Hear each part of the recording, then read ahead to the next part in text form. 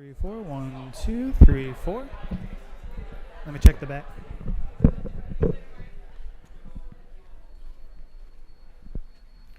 One, 2, 3, 4. 1, 2. 1, 2.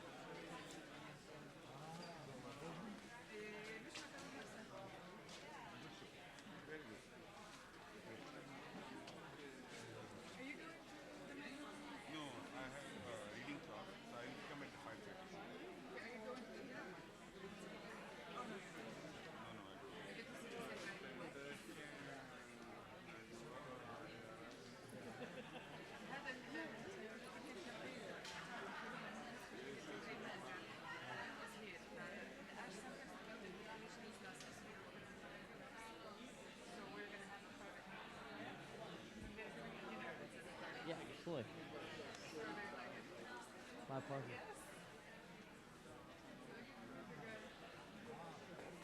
Gonna have, it's like a 4 o'clock meeting. Where are you going?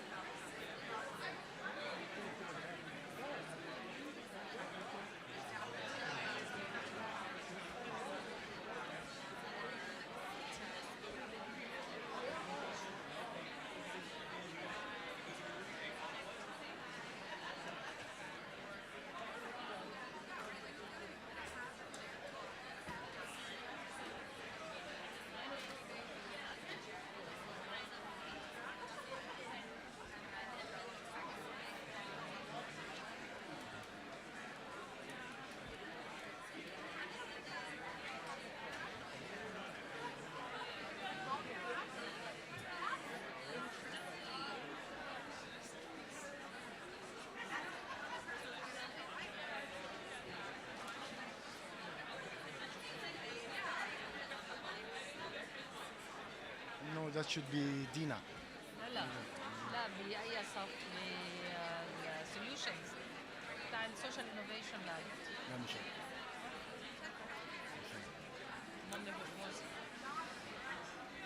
عندي شغل زعلان لفوق. جدا ان انا عندي شغل فوق راسي ما كنت ناويه احضر. هو انت خميس؟ انت اوت اوف you skipped I no, but this is very important for time. لا حقيقي. everything is important to FM.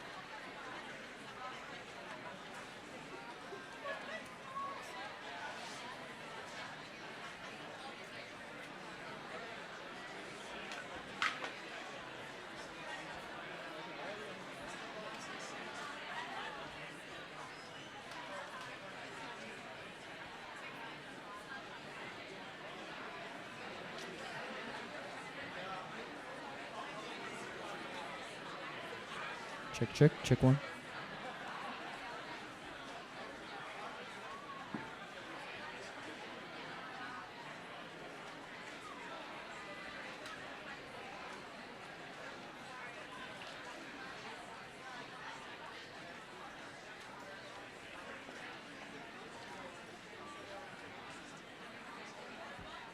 I feel like we're in.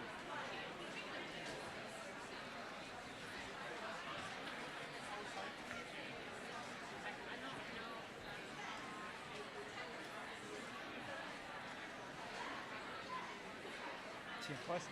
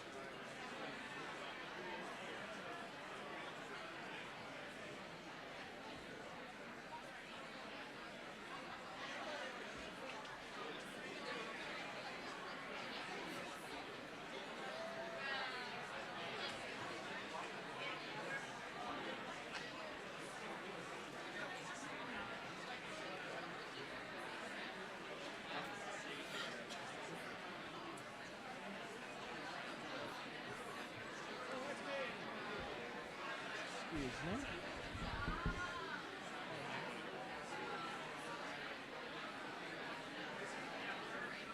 You get the "See you makes my heart feel like a heart." John Gary Class used to say that. Chuck Schumer, he said, "See you makes my heart feel like a heart."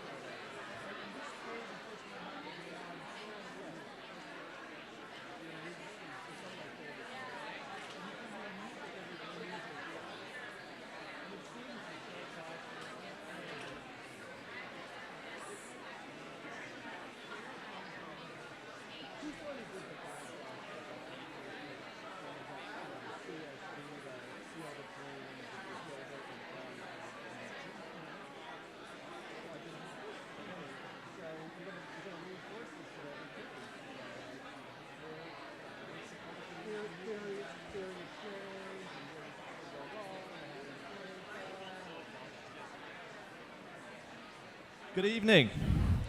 Good evening, and welcome to the John F. Kennedy Junior Forum. My name is Jamie Herring, and I'm a member of the JFK Junior Forum Committee here at the Institute of Politics. We ask you now to all take your seats. However, before we begin, note the exit doors, which are located on both the park side and the JFK Street side of the forum. In the event of an emergency, please walk to the exit closest to you and congregate in the JFK Junior Park. At the conclusion of tonight's event, please exit through the parkside doors with as much haste as possible. Please also take a moment now to silence your cell phones. You can join the conversation tonight online by tweeting with the hashtag #SchwabForum, which is also listed in your program. Please take your seats now and join me in welcoming our guests and Dean of the Kennedy School, Doug Elmendorf.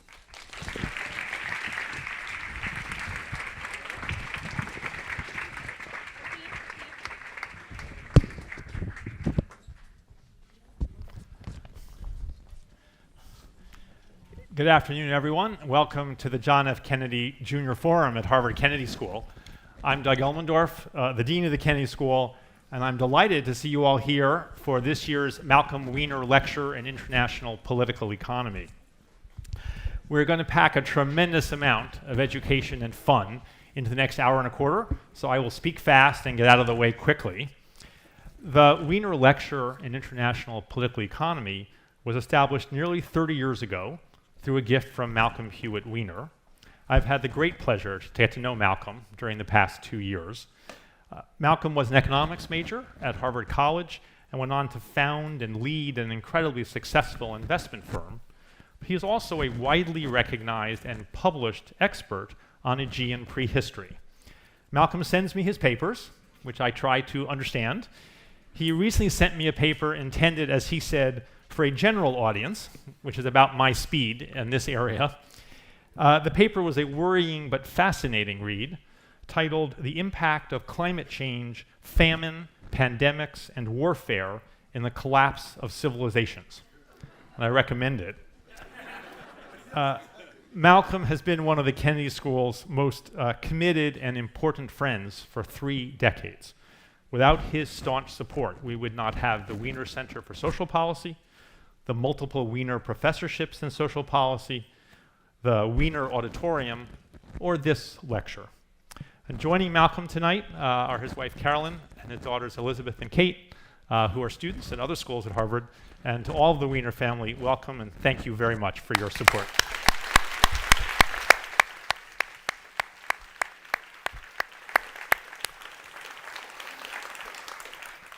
Today's Weiner lecturer is the very distinguished Klaus Schwab, and we are so fortunate to have him here with us today. Professor Schwab needs no introduction, and you have come to hear him, not me, so I will be very brief in the introduction I will offer. He is, of course, the founder and executive chairman of the World Economic Forum.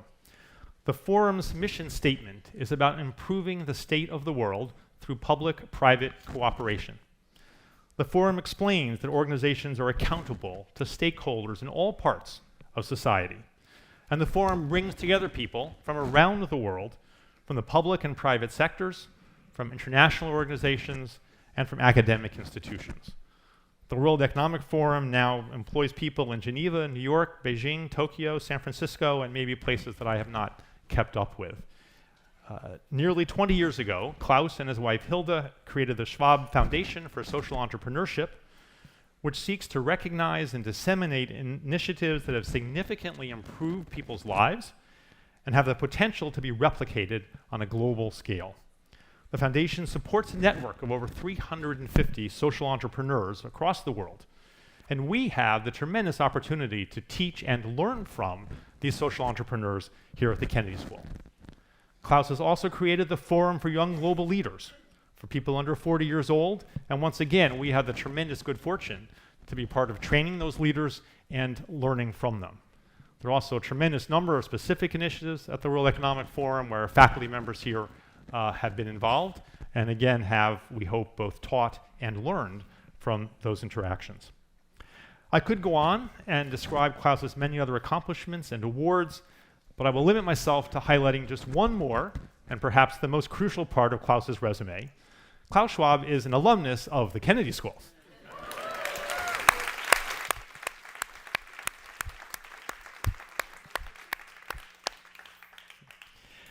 This is the 50th anniversary of his graduation from the Kennedy School.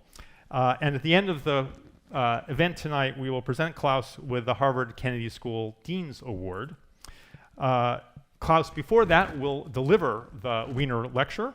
And after he has finished his remarks, he will engage in a conversation with our very own David Gergen, of course, a distinguished faculty member here at the Kennedy School and director of our Center for Public Leadership, who, like Klaus, really needs no introduction. And in your case, David, this audience is very well acquainted with you. I will just move quickly on because we have yet another special opportunity today. It really is an embarrassment of riches this afternoon.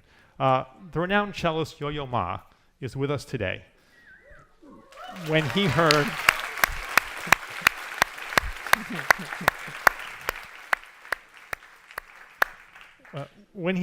that his friend Klaus Schwab would be here today, YoYo Ma offered to come and perform in honor of his longtime friend. YoYo Ma was a recipient of the National Medal of Arts in 2001, the Presidential Medal of Freedom in 2011, and the Polar Music Prize in 2012. It's time for me to get out of here. Let's give a warm welcome to YoYo Ma.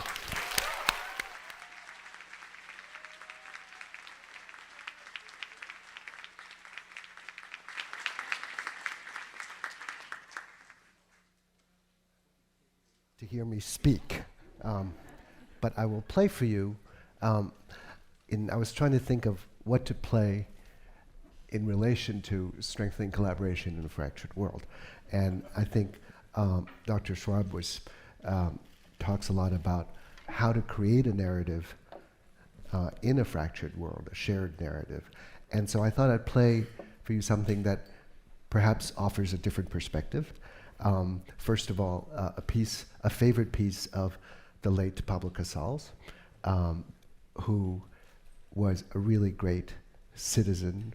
Responsibility was very much part of his form of expression, and either in playing or not playing.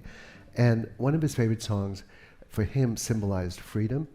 And he's a Catalan from Catalonia, and this is one of the national folk songs called Song of the Birds. And so if you imagine the perspective, the geographic perspective of the world from a bird's point of view, where does that lead you?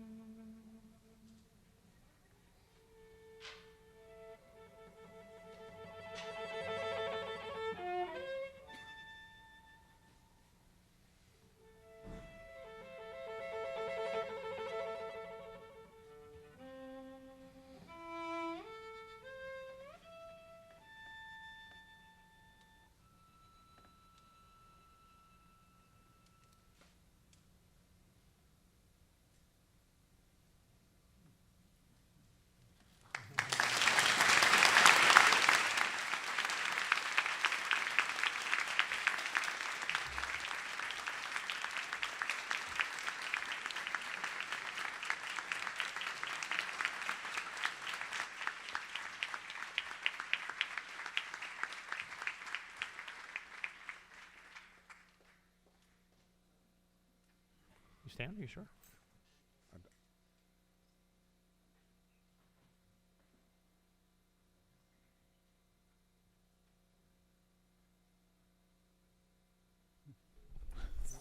what, what great honor and pleasure to be here after 50 years. Of course, I have visited my school often in between. But I have to tell you, when I look back, nothing has influenced my life more than my year's stay here at the Kennedy School, or at that time, it was still called the Litauer Center. And I want to, when I look around, I see the deans whom I have followed over those 5 decades. And I want to thank you, because we always had an excellent cooperation, and I think the Kennedy School is an essential pillar in the build-up of the World Economic Forum. And even if I go back, many people ask me, why is the World Economic Forum in existence? It's the Kennedy School. Because when I was here, of course, I followed quite a number of courses also across the river at the Harvard Business School. And I came back and then to Switzerland. And an editor asked me, you have been now in Cambridge, so you should know everything about modern management. Why don't you write a book on social responsibility, how to manage a company in a socially responsible way? And so I wrote the book, and I conceptualized probably for the first time what is called now the multi-stakeholder concept, which means that business leaders should not only be accountable to and serve shareholders, but stakeholders, which means all those communities who have a stake in the company. And here, of course, you have governments, you have employees, you have trade unions, you have civil society, and so on. And that's the concept on which the World Economic Forum is built. After writing this book, we tried to create, or I tried to create a platform where stakeholders could meet. In the meantime, we have extended the notion of stakeholders. It's not only governments, business, and civil society. We feel that academia, as the holder of truth, plays an essential role, particularly today. And we feel also that the young generation sitting here has to be integrated, particularly in a world where the average age is somewhere around 26, 27 years. We have to shape the world together with the young people. But in a fractured world, we need also the voice of the heart. We need cultural leaders. We need religious leaders. And that's the reason, YoYo, I'm so thankful that you are here today as one of our members of the Board of Trustees, because you show that culture, the language of the heart, is an essential element of our humanity.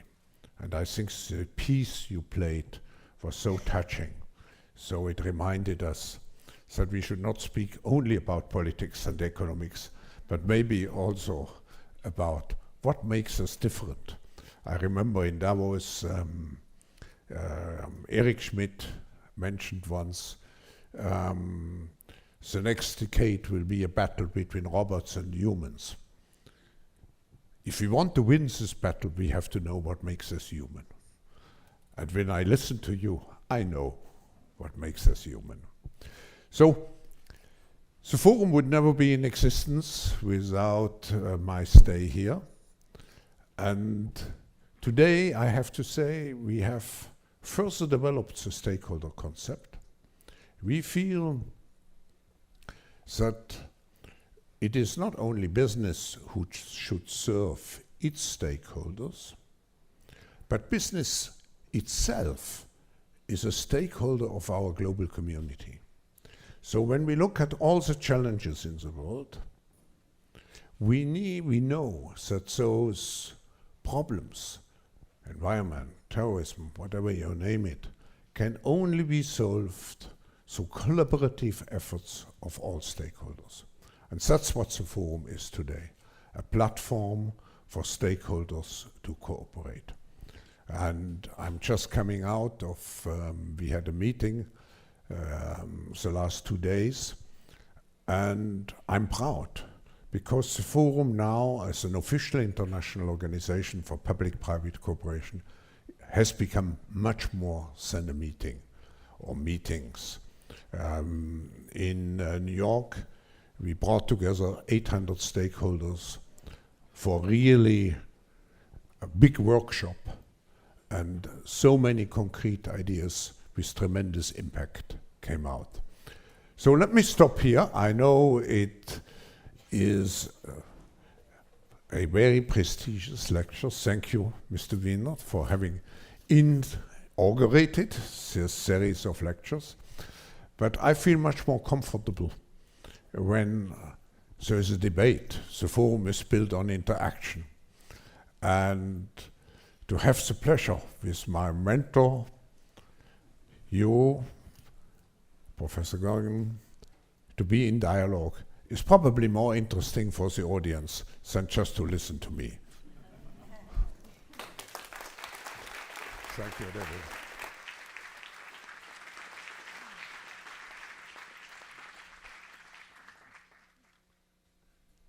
Thank you, Klaus. We're definitely privileged and thankful that you've come back, and we want to thank you not only for what you've done for this school, but what you've done for the world. You've devoted your life to making the world a better place, something which goes to the heart of what the Kennedy School is all about. It's been striking to us as we've had the pleasure, and this goes back to Dean Elwood, that when you brought the Young Global Leaders Program here for executive education and then the Schwab Fellows. But there are 2 countries in the world now in which the young global leaders have emerged. Tell us just a bit about that in terms of the governance. Yes, actually, this notion to integrate young leaders is part of the World Economic Forum since many years. And I have to say, when I mention now names like Mrs. Merkel, even Vladimir Putin and so on, they all have been young global leaders of the World Economic Forum. Mm-hmm. But what we are very proud of now is the young generation, like Prime Minister Trudeau, President of Argentina and so on, that we penetrate the cabinets. So yesterday I was at a reception for Prime Minister Trudeau, and I know that half of this cabinet, or even more half of this cabinet, are actually young global leaders of the World Economic Forum. And that's true in Argentina too. Wow. Yeah. Sorry. That's true in Argentina as well. It's true in Argentina, and it's true in France now. Mm-hmm. I'm with the president, who is a young global leader. But what is important for me is those young global leaders have an opportunity to come here. Right. And we have established a course now since several years. And I think this cooperation has a tremendous impact, because being here for a week really creates a strong community. And we, in addition to the young global leaders, we have now the global shapers in 450 cities around the world. I just wonder, is there any global shaper here? Yeah, you see global shapers here. What is astonishing is to see how those young people really have a different mindset. And I have great admiration, because when I have a group of global shapers in the room and then ask them, are you thinking in global terms or in national terms? The majority would say in global terms. If I ask them what is more important for you, to make money or to serve society, more certainly 80% would raise their hand and would say serving society.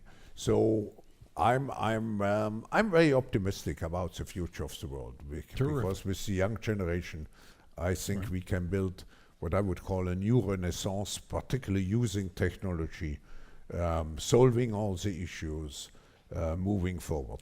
Let's talk a bit about technology and its impact. You've written a book, which I would commend to all of you, called, it just came out a couple of years ago, The Fourth Industrial Revolution. It sold over 1 million copies around the world, over 1 million copies. And it is essentially, Klaus argues that there were 3 earlier revolutions, one late 18th century or early part of the 19th century, then late 19th century, early 20th century, then a third one starting in the 1960s with the digital age, and now since the advent of the 21st century, a new industrial revolution that's even more influential. Can you tell us, describe this revolution to us as you see it? Yes, very often people would say, it's not really a revolution, it's a prolongation of the computer age, which came into being in the 80s, the last century already. But it's much more. If we look at this revolution, it's not characterized by one technologies. You have so many technologies. You have nanotechnology, brain research, you have, I mean, you name it. In essence, in the long run, what is very essential is to see that this new revolution will lead to a fusion of our biological, our digital, and our material existence.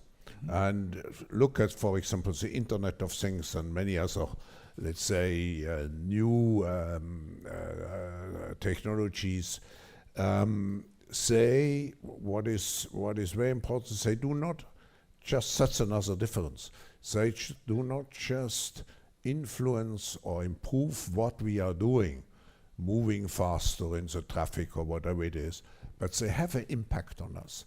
They change us. Just look at how the internet has already changed, or big data is now changing the behavior of people. So they affect our identity. And when we look for an explanation of the problems we have now in terms of Brexit or whatever you take, I think a lot has to do with the search of identity in a situation where you are confronted with a technology which most people do not, or with a technological wave and changes which most people do not understand. And so now I'm coming to a third characteristic of this revolution, the speed. I wrote the book 2.5 years ago, or actually just 2 years ago. And when I look at certain elements, I mentioned, for example, blockchain. 2 years ago, I had to explain everybody what blockchain is. Today, every major bank has a research team to look how blockchain could impact the business model. If you look at, let's say, self-driving cars, 2 years ago, people assumed this will be reality somewhere around 2025. And now, even in Switzerland, you have the first self-driving bus in one of the small cities in Switzerland. And you have one of the cantons now in Switzerland, Canton of Zug, which is introducing blockchain for all financial transactions, tax declarations, and so on. So the speed is enormous. And all those elements together, I think, create a revolution which affects us, which is not just a technological revolution. It's an economic, it's a political, and it's a social revolution. The book is fundamentally optimistic. You call yourself a pragmatic optimist in the book. There was one area where you seemed to be worried, and that was the question of jobs and inequality as it relates to jobs. You're worried about women and jobs. And you pointed out that in 1990, the three biggest companies in Detroit had a market at a cap value of $36 billion and had 1.2 million employees. And 2 years ago, the top three companies in Silicon Valley have a market cap of over $1 trillion on only 1/10 as many employees, just 137,000 employees. How do we best address this? Because one hears it again and again, and it has entered into our politics, as you well know, not only in this country but in Europe. We don't know, frankly, yet. I mean, we use words like we need upskilling, reskilling, but actually, let me address this issue from different angles. First, if we look at the magnitude of this issue, I just take two figures. In the US, as far as I know, more than 10 million people are driving vehicles, and more than 10 million people are working as cashiers in the distribution system, in retail. Those jobs will probably have gone to a large part in the next 10 years. So what we see is an erosion of the lower middle class. And of course, we do not know yet, like in the past revolutions, we had new jobs in the service sector, first in the industrial sector, when we moved from agriculture to manufacturing, and then from manufacturing to service. There were new jobs created over time. Now we do not know yet where those new jobs are coming from. Not everybody can become, let's say, a drone dispatcher or a robot polisher. I mean, we have no clear. Of course, we will need more engineers, more. So this will create a kind of fraction in the society. You have the people like a bus driver. Who knows? He may lose his job in the next 10 years.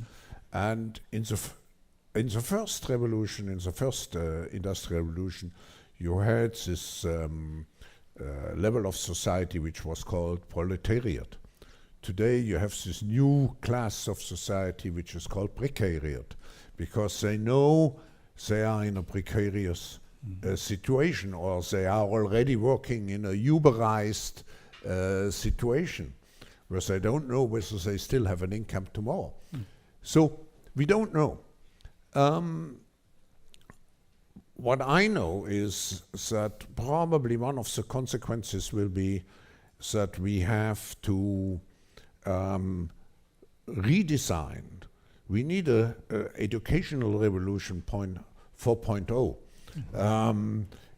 I think the whole educational system has to be moved much more into the direction of lifelong learning, of a good combination of face-to-face and digital transmission of knowledge and so on.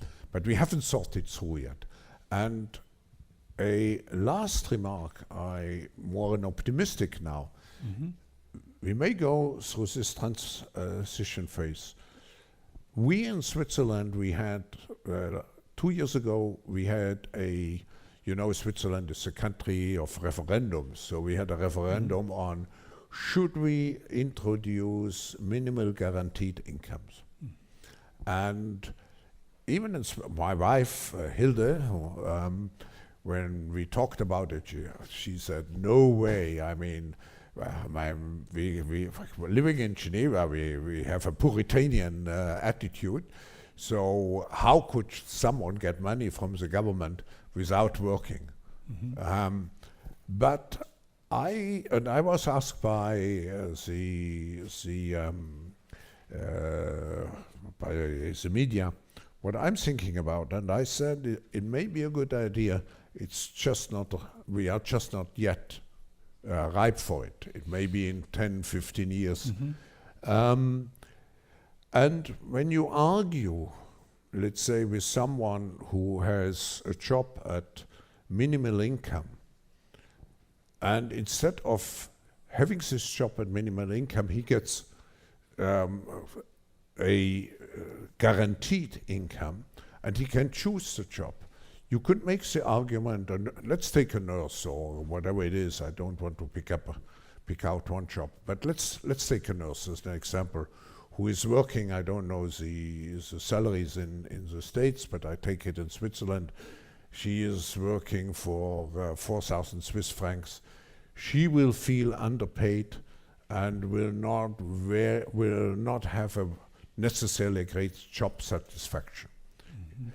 Now, if she gets a minimum income which is guaranteed and she chooses not to stay at home but to do some work, she will do it with much more enthusiasm.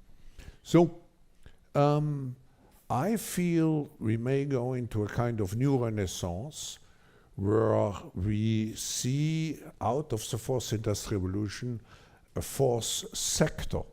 So we have evolving.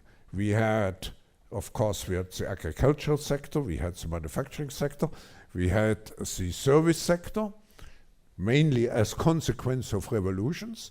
And now you may find the creation of a fourth sector, which is a social service sector.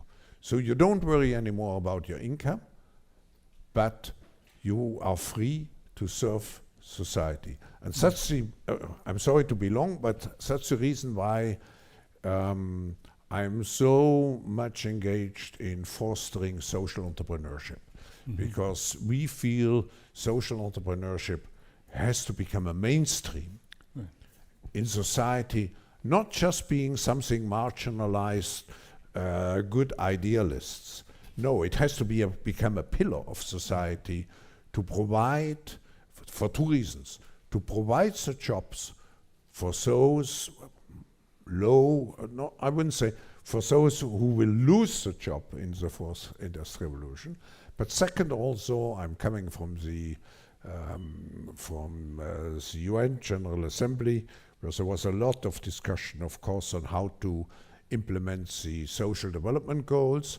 And I think the social development goals, of course, government action, new technologies, but it needs a mobilization. We have to do it on the ground. We have to do it. Everybody of us is challenged.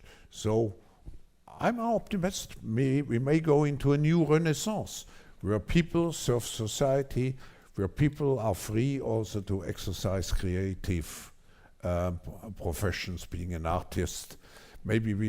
Hopefully we have many YoYo masters. If you never will, nobody will reach your level of professionalism. Yeah, you said in the book too that governments themselves might move in this direction of service and become public service centers. Yeah, that was an interesting idea. Yes, I think governments will be much more measured on the basis how they really fulfill the individual needs of citizens. And we see the first governments moving into this direction. Singapore, for example, is a good example of a government which perceives itself, not so much in political terms, but how much it can really optimally fulfill the expectations of citizens in terms of health, in terms of education, in terms of social services. In terms of looking at countries that might be models or certainly suggest directions about preparing people for jobs, Germany, would Germany stand out, or are there other countries that stand out? I would say Germany has a long tradition in in embracing the concept of stakeholder democracy. When I grew up, the key word was social market economy. Germany is certainly a good example. Switzerland is a good example. But we don't have too many examples yet, good ones. Not enough. Yeah. Not enough. We're still struggling with this question. You read about the importance of governments becoming more agile. And I know you have a particular concern about the regulatory state and how regulations are now written and how that process might be revised.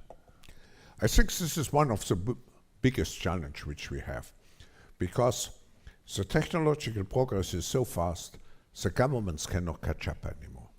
And by the way, it has also an impact on competitiveness. I remember I organized a meeting for, I can mention it here, for Chancellor Merkel, with some of the CEOs of the highly advanced digital economy companies. And I asked her afterwards, what is your impression? And then she says, I see now the difference of Silicon Valley with Europe. So I asked her, what is it? She said, look, in Silicon Valley, everything which is not forbidden is allowed. And in Europe, everything which is not explicitly allowed is forbidden. So such a situation which we have. And when you look at the, let's say, difficulty or incapability of governments to follow the technological progress, you have a situation where society loses the control over the technological progress. And you see here in the discussion on big data, last year's the conflict between Apple and the government and so on. So we coined I coined in the book the notion of agile governance. And what it means is that today, with that fast technological progress, you cannot set regulations anymore, or create regulations anymore in the old fashion, where you have an innovation, you go through a parliamentary government, commission driven process, and after some years you come out with the necessary framework. You have to work together on an ongoing basis to create self-binding protocols and principles and rules. Look at artificial intelligence, look at the ownership of big data, and so on and so on. So what we have done in the World Economic Forum, we created a campus in San Francisco to have a platform where governments and business continuously could cooperate, also with civil society, to make sure that those new technologies are human-centered. Because we have to have an objective, and the objective should be they have to serve humankind. So we work on artificial intelligence, we work on precision medicine, on drones, Internet of Things, and so on. And our dream or wish is to create a whole network for such an approach, because it has to be based on the ownership of governments around the world, and to have such centers in each city or in those cities where really technological progress is eminent. So I could imagine maybe when we meet again in 5 years or in 3 years, or with the speed of the fourth industrial revolution, maybe in 1 year, that we have also a center here. But your central focus in terms of, I've heard you say, if you want to predict the future of a country, don't look anymore at its GDP growth, look at its rate of innovation. That's right, and I was it was very much in the news because I coined another expression. I said, today we have moved. We are not anymore in the age of capitalism. We are in the age of talentism, which means it's capital is abundant. If you have a good idea, you have so and so many investors who run after you. But what is scarce, if you look where is the scarcity? It's in good ideas, it's in talents. So talentism in some way is replacing, even conceptually, capitalism. And it leads also to this gap of wages or of remuneration for talents versus non-talents, and this polarization to a certain extent of society. So certainly, I think we will see conceptually. I mean, talking here, it's a Wiener lecture. I should make also say something about economics. I feel that we need completely new concepts. We also haven't yet, maybe here at the Kennedy School, but I haven't found yet the right answers, what economic policies we really need in times of shared economy, in times where there's less materialism among the young generation and so on. How do we deal with this situation? We should go to the floor here in just a moment. I have one more question for you. But if you do have a question, we're going to have a short time with Q&A from the floor. So you might line up now. But let me ask you this question finally. And that is, we have at this school, in this audience, some of the most promising members of the new generation, the rising generation. What advice do you have for them about preparing for lives of service and leadership in this new world? I would say, if I would characterize, and I did it to a certain extent in the book, and I do it more in the new book which comes out at the end of the year, which is called Shaping the Fourth Industrial Revolution. I think we need two capabilities. It's emotional intelligence and contextual intelligence. Today, where everything is interdependent, we have to learn to think in ecosystems, which people like to, how shall I say, to particularly also in the academic world, to define in narrow lines a specific issues. But today, everything is interwoven. And so contextual intelligence, to be able to link the dots, to bridge the dots, I think becomes what young people should learn. And the other one is emotional intelligence, because creativity, productivity, and I would say personal satisfaction comes mainly out of preserving your own identity, but living in a diverse society. And if I look around here, I mean, it's such a diverse group. But if you are embedded into a diverse community, you really have to understand what are the motivations behind the behavior of the people you deal with. And this needs emotional intelligence. And maybe one word, because I'm very often, particularly when I'm with young leaders, and I remember, David, when we had a similar discussion several years ago, I'm always asked, you have met so many leaders in your life. What creates really leadership? And I would say it's very simple. It's just 5 things. so many books, and when I was a professor, of course, I had to read all those books. But now, after having met so many people, I would say there are five very simple elements.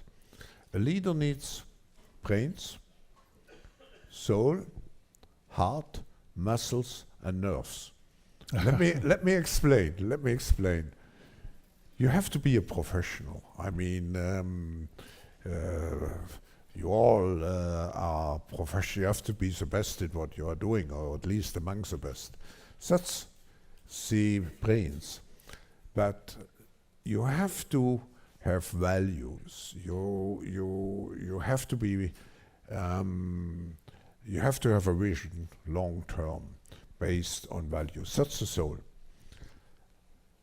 You have to do with passion what you're doing and compassion. And that's the heart. But you have also to translate your vision into action. That's the muscles. And of course, you have to have good nerves. So why good nerves? That's why good nerves? Good, yeah, unpack that. But some people ask me usually, who is fulfilling those 5 criteria? Now, I will give the question back to you. Do you know any leader who really fulfills the five criteria? It's a little bit like the German answer. Not enough. Not enough, and I have met very few. I would say for me, the most, I had the great fortune to because I met him. I was the first to visit him when he came out of prison. Nelson Mandela certainly incorporated all 5 of those dimensions. But then it becomes very difficult. Usually 1 or 2 dimensions are missing. So I would wish you brains, soul, heart, muscles, and good nerves. Terrific. Let's go to the floor. Please identify yourself. You have one question, and please end with a question mark. Well, hello. My name's Hannah Ellery. I'm a freshman at the college here, Harvard College. My question is a bit about the Renaissance you talked about. You talked about how technology combined with a universal basic income could potentially allow people to pursue creative interests, social interests, that sort of thing. Would that be available to every country in the world? Would developing countries be able to take advantage of that? And how would you see developing countries coming into that Renaissance, if not? So 2 answers. Of course, those technologies favor countries which are already, in principle, which are already advanced. But let's say less developed countries, emerging countries could leapfrog. Just take, we have, for example, a social entrepreneur whom I met yesterday at our meeting, and he told me how he is bringing electricity to hundreds of Indian villages. In the past, you needed big grid systems, centralized production of electricity. Today, with solar energy, you can have distributed production.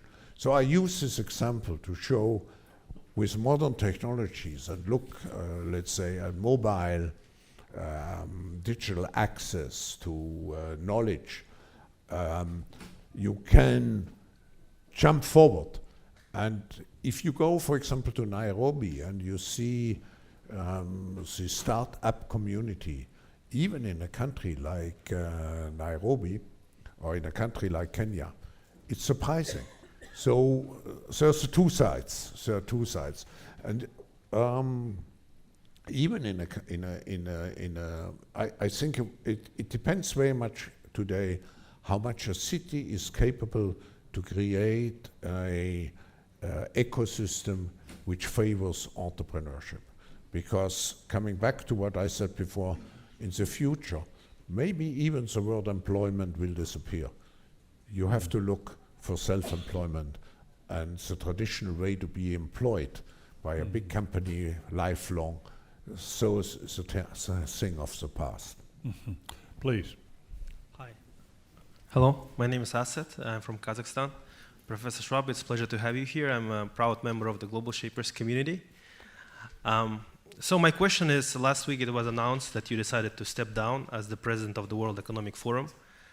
And the new president is coming, who is currently Foreign Affairs Minister of the Norway. And why did you decide to step down? First question. Second question, shall we expect some changes or any changes to the activities of the World Economic Forum? Thank you. It's a good question, but I may frighten you, or I may, let's say, please you by saying nothing will change. But no. When the forum became officially an international organization, of course we had to establish rules encapsulated in our statutes and charter, which really guarantee best practice governance.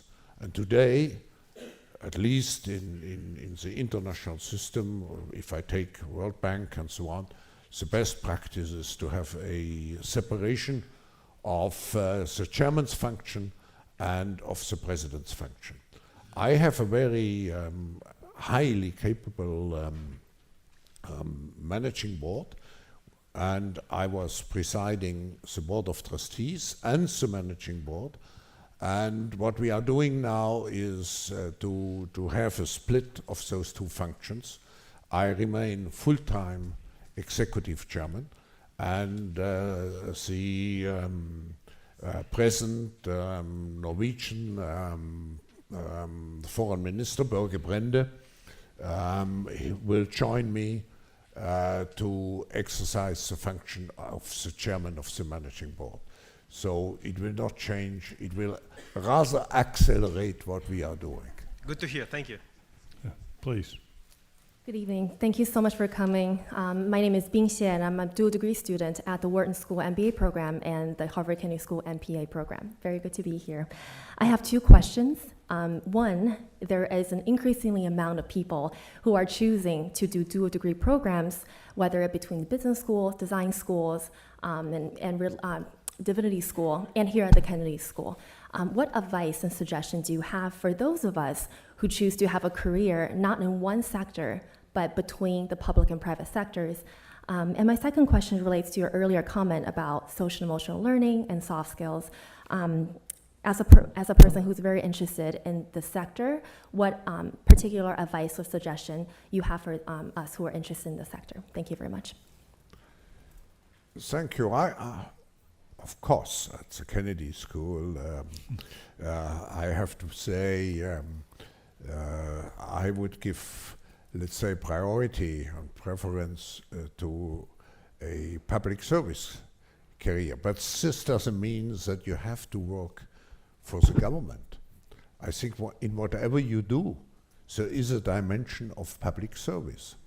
And I feel today the most satisfactory life you can achieve if you don't have to worry about your income, but you don't have to become necessarily a multimillionaire. I would phrase it in the following way. When you are in business life, the principle is to take more, if you have a balance sheet, and the principle is to take more out than you give in.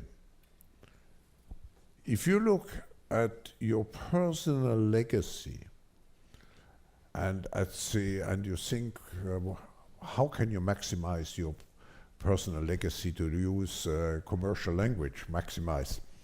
I think it's giving more in than taking out. So there is this difference. Of course, you have to, I was tempted, I know 3 or 4 years after I had created the forum, I had the possibility to become the youngest managing board member of, at that time, the 4th largest German company, which was Mannesmann, which in the meantime has disappeared. So I'm happy that I didn't take this job offer. But what I want to say is, I feel that's my personal life philosophy, there's nothing more satisfactory than serving society. And the second question I didn't really understand. Can you repeat? Yes, soft skills education. So you talked about lifelong learning and how it's increasingly becoming an important part of Education 4.0. Could you elaborate that further as to some of the vision that you have or you've observed of examples that have been working and what more work needs to be done there? No, I just can enumerate the principle. I mean, but we see already in certain professions where you have to show your degree of continuous learning on a yearly basis. And I think this will become much more common. As a lawyer, as whatever it is, as a medical doctor particularly, that you prove that you update yourself digitally or in other ways. I think this will come much more, but we don't know yet. There's no country which has really pioneered in this respect. Yes. And if I take Switzerland, I don't know, is there any Swiss here? Yeah. If I take of course, yes. Of course. If I take Switzerland, I would argue, and I think we are not alone, the teachers, particularly primary school teachers, are among the most traditional people in society. Yes. Klaus, we need to keep a close eye on the clock. I do want to say, and I'm sorry we can't come to the other questions, I do want to say how grateful we are for the friendship, the partnership that we at the Kennedy School have had with you and with the forum, stretching back over the years. And of course that also includes many others here at the business school, and Rosabeth is here and others. Your relationship to this university has been just a terrific lift for us. We're very proud. Iris is here with the Young Global Leaders program. She's been running that for a number of years and done such a fine job. Julie Badalana, under Dean Elmendorf, we put much more emphasis now on building a institute or a place for social innovation, social change, and Julie has run the program for the Schwab Fellows. But you're coming back on a regular basis and inviting people from this university come to Davos and to come to some of your other meetings. Yeah. This has been a very positive relationship for us and for this school. I think we're all very deeply grateful, and I think perhaps the moment has come to ask Dean Elmendorf to come forward and salute you officially. But thank you so much. Thank you. Thank you very much. Thank you. Thank you very much for such, and to you and to David as well, for such a fascinating conversation.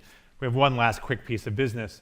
In 1999, Klaus Schwab received the Kennedy School's Public Service Award from his fellow alumni. And today we would like to add to that with a special Dean's Award in honor of your 50th anniversary of being a graduate of the Kennedy School and of your lifelong commitment to public service. Thank you very much. Thank you. Thank you very much. Thank you very much. Thank you. I don't know whether I should open it.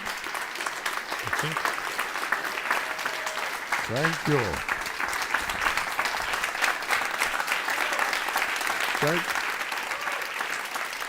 Thank you.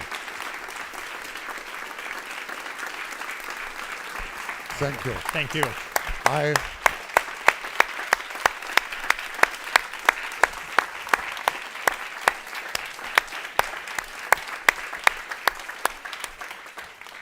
Thank you so much, Dean Elmendorf. I owe, as I mentioned, the school a lot. I could mention, I see many people with whom I have worked. I just would like to mention one person, Joe Nye. Joe Nye, we know each other now since 40 years. And if I had to enumerate, let's say, the 10 people who certainly had most influence on my life, you would be one of them. So a special thank you. Thank you. Thank you very much. Thank you very much. Thank you very much.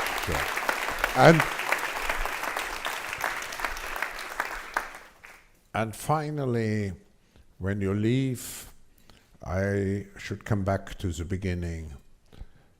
You will become great professionals, but always remember the heart in the 5 dimensions.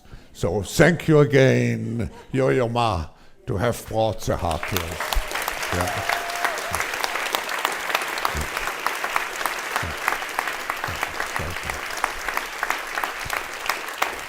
Thank you. Thank you very much. Thank you all. Come back soon for our next event in the IOP Forum here at the Kennedy School. Thank you. Thank you all. Thank you very much.